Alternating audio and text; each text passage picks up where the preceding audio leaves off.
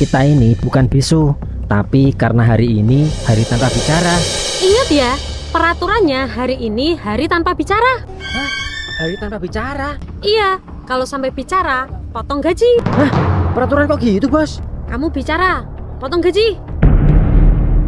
Loh, kok gitu, Bos? Tuh kan, potong gaji lagi. Makanya kami berdua komunikasi lewat kertas. Gimana Mas? Mobilku udah jadi apa belum?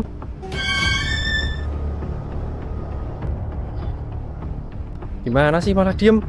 Udah jadi belum mobilnya?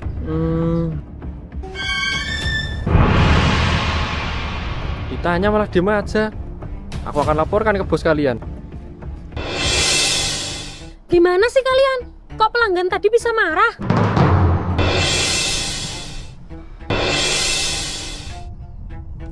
Kalian ini ya, maksudnya itu bicara yang melalaikan, yang bikin kerja kalian terganggu seperti waktu itu.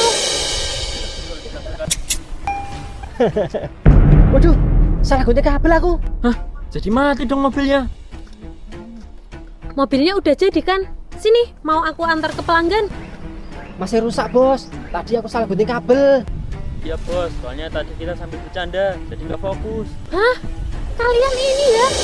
Jadi aku bikin peraturan agar kalian fokus bekerja dan tidak mengabaikan pelanggan juga.